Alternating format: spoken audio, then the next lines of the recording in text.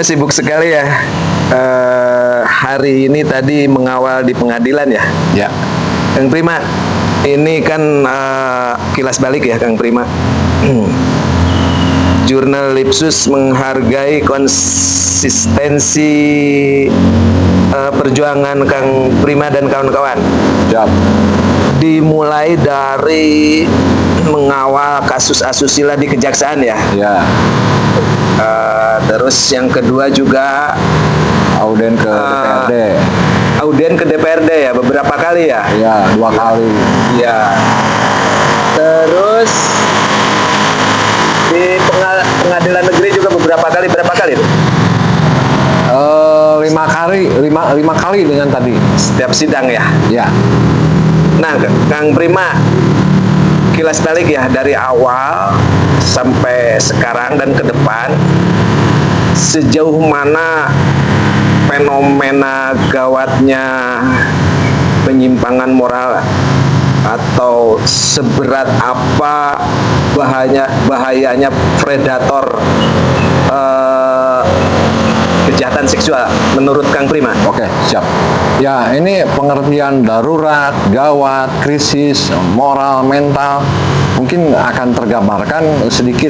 Saya berupaya untuk menggambarkan itu. Yang pertama, kasus-kasus asusila di Ciamis itu, pelakunya itu ternyata notabene orang-orang dekat korban yang mestinya melindungi dan menjaga mereka.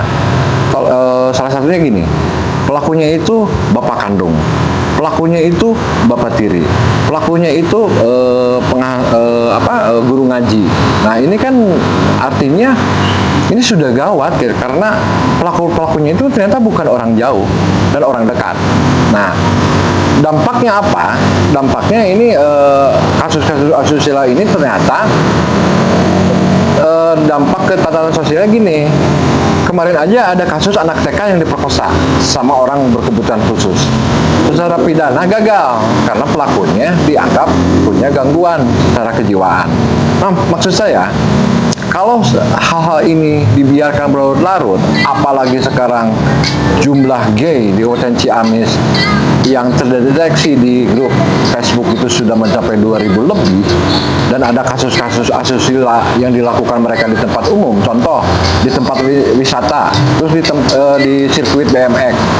Ini kan menunjukkan bahwa anak-anak kita, generasi penerus, mereka sudah terjebak di pergaulan seks yang tidak sehat, seks yang liar, yang menurut tatanan agama salah, dan ini kan harus kita sikapi gitu. Nah, kedepannya saya saya akan memastikan bahwa kita harus siap untuk menghadapi kejadian-kejadian selanjutnya, terutama terkait penyembuhan trauma para korban gitu loh. Kondisi Ciamis itu untuk urusan asusila, LGBT itu memang sudah sangat mengkhawatirkan. Sangat-sangat mengkhawatirkan, dan sudah ada statement dari tokoh agama, tokoh MUI, malah Pak Bupati pun sudah mengumumkan bahwa Ciamis itu krisis moral. Kita darurat mental. Ciamis menyatakan perang terhadap kejahatan seksual.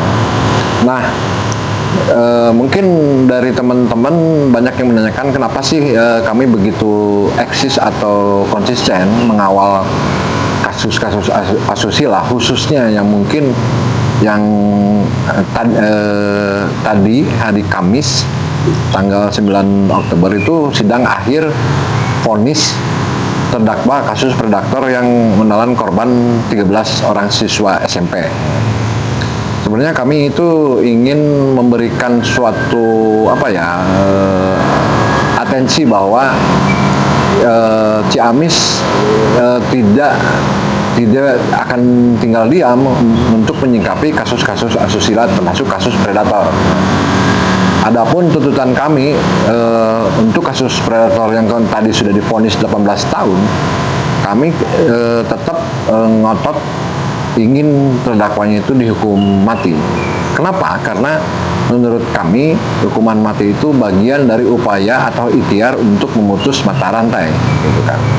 Tapi karena vonis sudah jatuh 18 tahun dan mungkin ini melebihi batas hukuman maksimal yang diatur undang-undang, yaitu 15 tahun. Dan mungkin ini juga sejarah bahwa kasus predator divonis 18 tahun. Mungkin di seluruh Indonesia baru kejadian hari ini. Bagaimana hasil dari penyampaian aspirasi atau usulan ke DPR? Perkembangannya? Ya, kami sempat beberapa kali berdiskusi sama teman-teman Komisi 4 dan beberapa SKPD dan OPD berkaitan dengan kasus-kasus asusila.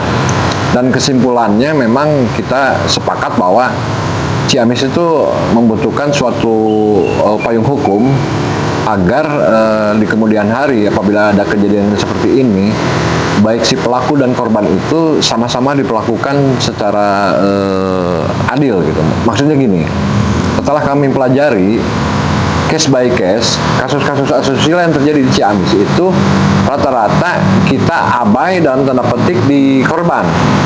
Baik itu korban dari kasus LGBT maupun yang bukan LGBT. Si korban itu kan mengalami trauma. Dan ternyata kita dalam hal ini, maksudnya Pemkab dalam hal ini memang belum cukup mampu untuk mendampingi korban kekerasan seksual itu secara maksimal dalam konteks pendampingan konsul dengan psikiater untuk penyembuhan trauma-trauma yang mereka alami. Nah, makanya kami juga akan concern ke arah traumatik korban itu harus disembuhkan. Karena itu juga bagian dari upaya atau ikhtiar untuk memutus mata rantai. Kami berpendapat kalau korban-korban kekerasan seksual itu traumanya tidak disembuhkan, maka mereka itu berpotensi besar akan menjadi pelaku di kemudian hari. Dan terbukti Farhan ini terdakwa yang mencabuli 13 siswa SMP itu mengakui ke pengacaranya bahwa dulu itu dia itu sebagai korban. Nah, maka dari itu kami tetap akan konsen urusan konseling untuk menyembuhkan trauma-trauma korban. Gitu mungkin. Oke, terima kasih Kang Prima atas keterangannya. Siap.